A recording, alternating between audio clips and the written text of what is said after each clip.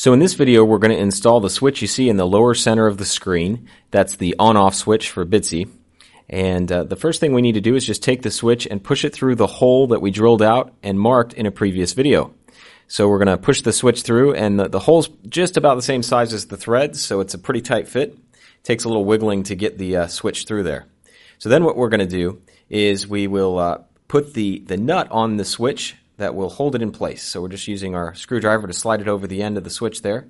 And we'll hand tighten that. It takes a little bit of doing. We've got to push the switch through from the underside and then just turn it a little bit. And once we've got the nut lined up and on the shaft of the switch, we can tighten it down the rest of the way with our. It's taken a little bit of time there. And you'll probably have a similar experience. It's tricky to get that on, especially with all the other parts that are around the bot. We're really close to the edge, but there we go. We finally got it. Okay, so when you take your needle nose pliers, you can tighten it down the rest of the way. All right, so now what we're going to do is we're going to solder our wires to the switch. And we have the wire coming from the battery. This is the positive wire coming from the battery. And we're going to cut it to the right length, and then we're going to strip the end of it, and then we're going to bend it in a U shape. And that U shape we can wrap around the contact on our switch.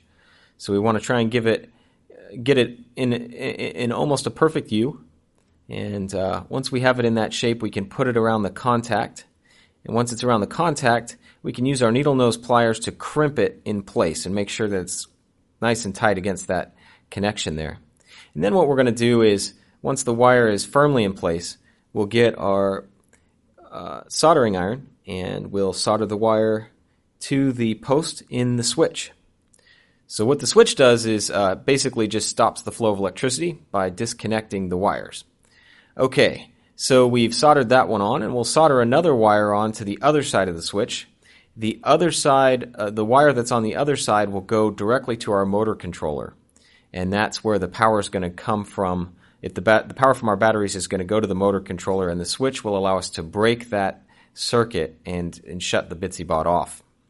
Okay, so we've routed our power wires from underneath up through the holes and over to the motor controller. So now we're just stripping the wire clean there. This is our positive 12-volt wire, and it's going to go to the pin in our terminal block on the far right side, the terminal block in the center there. And we're going to we've already loosened the screws, and we're going to feed the wire into the pin.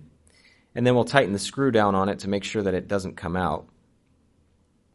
So that is the wire that came directly from our switch.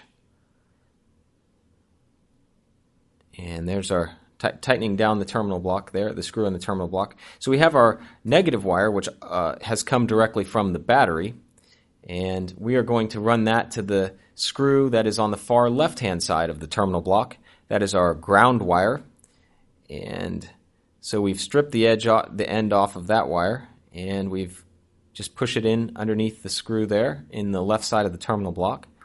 And now we're going to take our 22 gauge wire, and we're going to run 22 gauge wire into the ground. This will allow us to ground other components on the board using the motor controller as our sort of junction box. So we're going to push our 22 gauge wire into the same terminal block as our 18 gauge wire from our battery.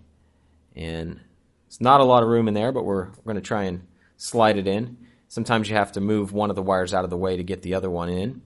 And of course our needle nose pliers can help push the wires into place.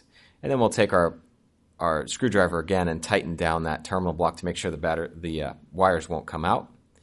And then we're going to take a 22 gauge wire and run it to the center of that terminal block, which is going to provide us 5 volts out that we can use to power our digital camera and our Arduino and other components on our board.